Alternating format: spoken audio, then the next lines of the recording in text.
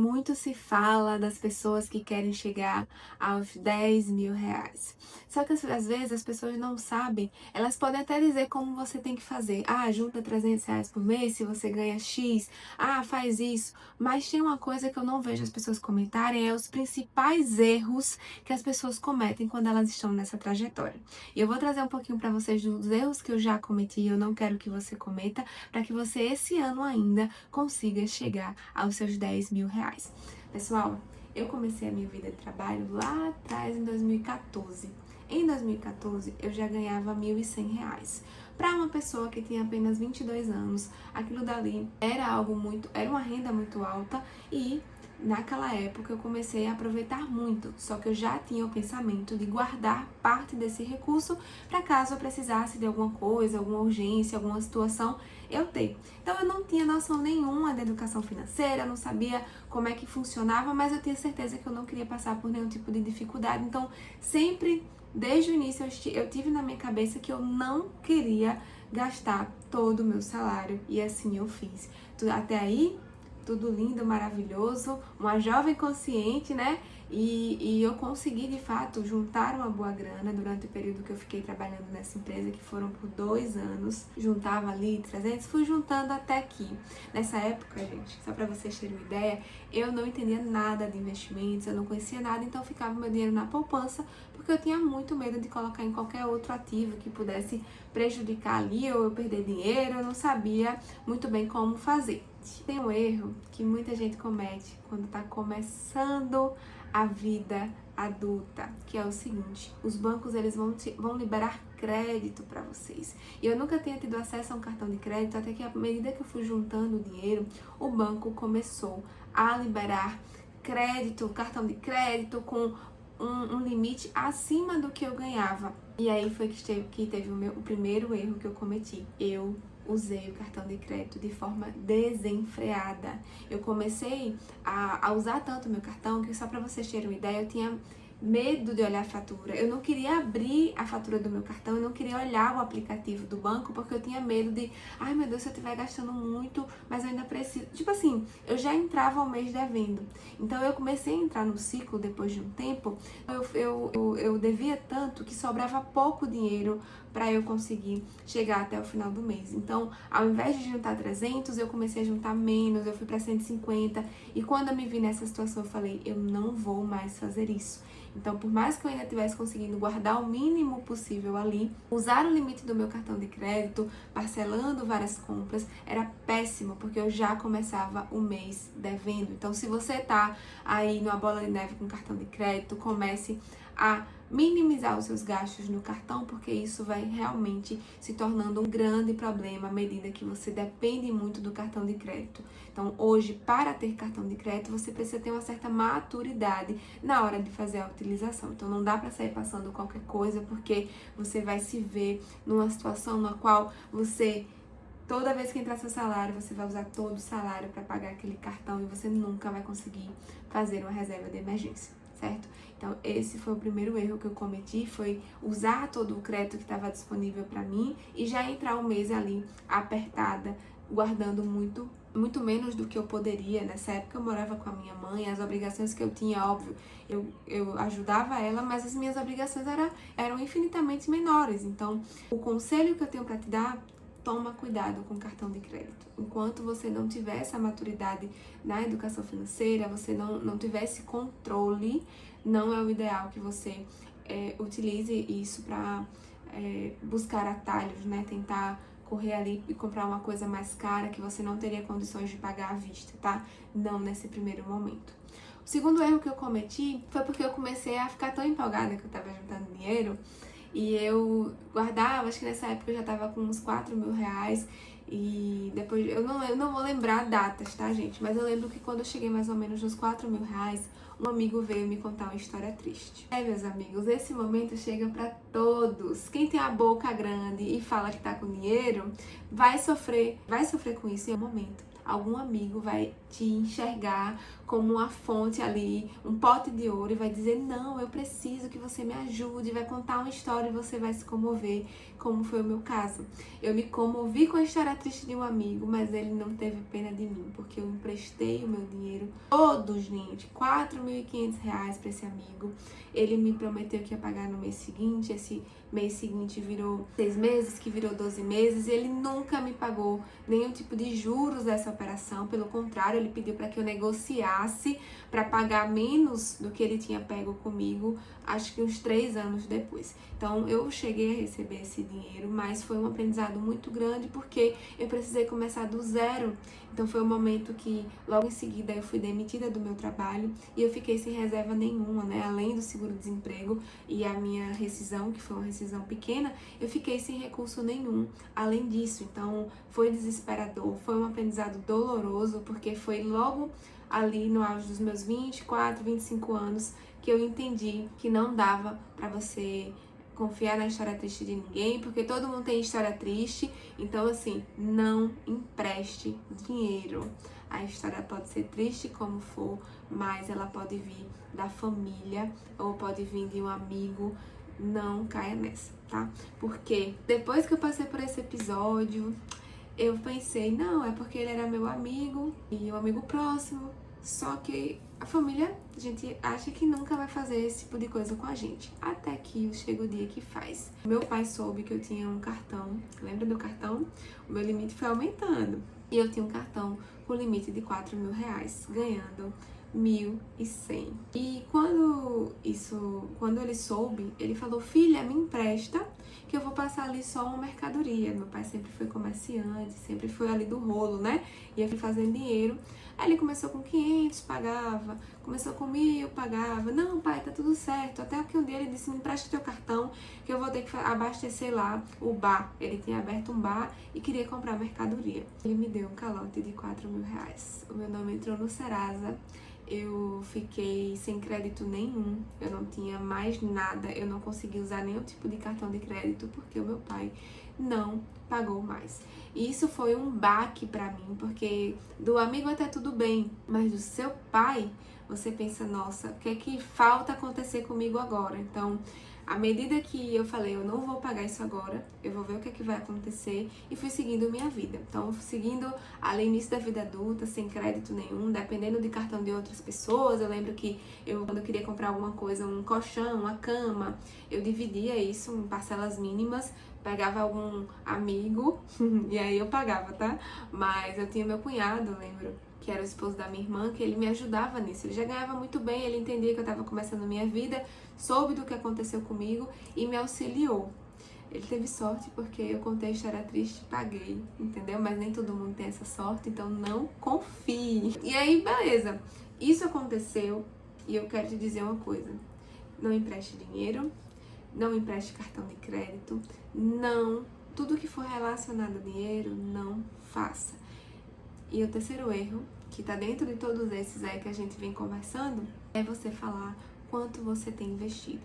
Eu sei que dá uma vontade de você dizer, porque chega um momento que a gente fica tão feliz, nossa, consegui juntar tanto e tal. Mas isso não é algo que você deve fazer, porque as pessoas que não conseguem, mais uma vez, elas vão enxergar que você tem como pagar para elas ou fazer por elas e achar que você tem a obrigação. E quando você não faz, você sai como errado.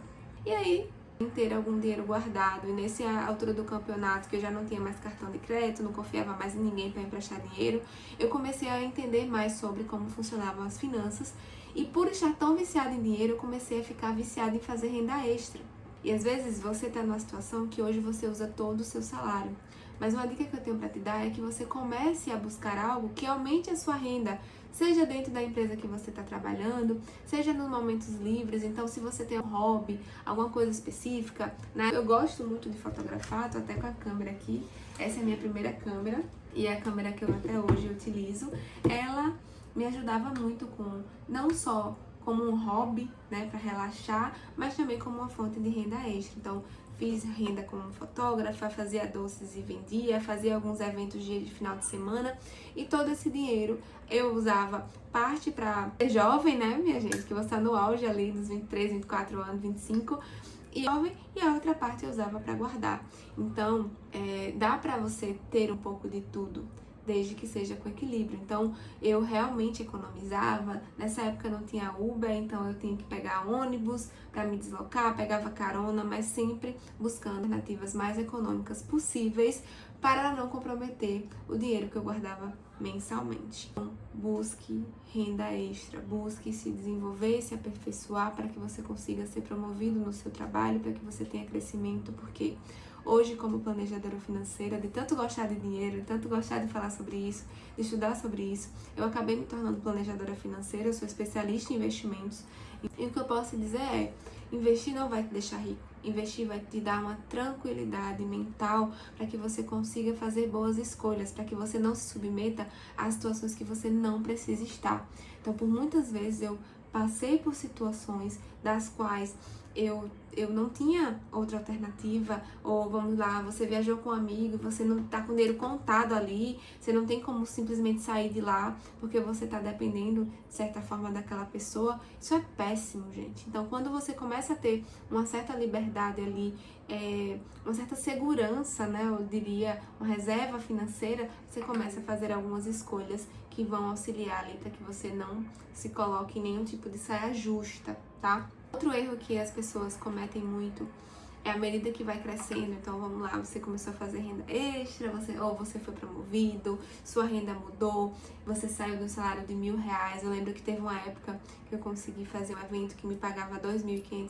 Eu fiquei... E é claro que eu caí, né, nessa armadilha de querer gastar mais. É normal, você vai ter muitos erros e acertos durante esse processo, e é isso que eu quero dizer, não se culpa, acontece, mas cria sempre consciência do que de fato você quer, do que de fato você está fazendo, para que você não perca o seu objetivo de vista. Então, naquela época, o meu objetivo ainda era juntar os meus primeiros R$10.000.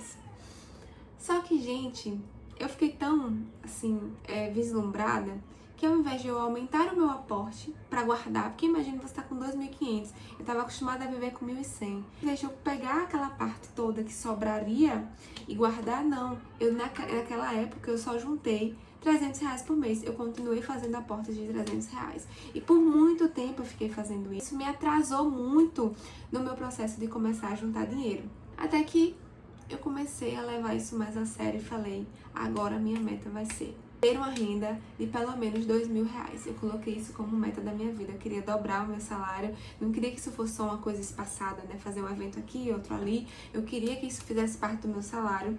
E foi quando eu consegui ingressar no banco. Então, comecei a trabalhar em banco há mais ou menos com 26 anos. E nessa época eu ganhava R$2.000. E eu falei, agora eu vou viver só com os R$1.000. Não importa o que aconteça, se eu ficar sem dinheiro pra nada, eu vou ter que buscar outra renda extra, mas eu não vou usar os outros R$1.000. E aí foi nesse ano que eu finalmente consegui chegar aos meus R$10.000, porque eu passava por poucas e boas, meus amigos, mas eu não gastava aquele valor. Porque o erro que as pessoas cometem, outro erro que as pessoas cometem, já perdi as contas dos erros, tá? Então a gente vai só conversando aqui. Outro erro que as pessoas cometem muito é quando elas só juntam o que sobra. Elas não criam um compromisso como se fosse uma fatura. Então, por exemplo, eu ganho R$2.000, só que eu vou guardar, é minha obrigação guardar 1.000. Então, toda vez que meu salário caía, de imediato eu já passava isso para um CDB. Nessa época eu já entendia que o CDB não ia levar o meu dinheiro e eu comecei a investir num CDB e já juntar ali os valores que eu tinha determinado, tá? E assim eu fiz essa época ali, vamos botar que eu consegui chegar a uns 15.000, mais ou menos, 16.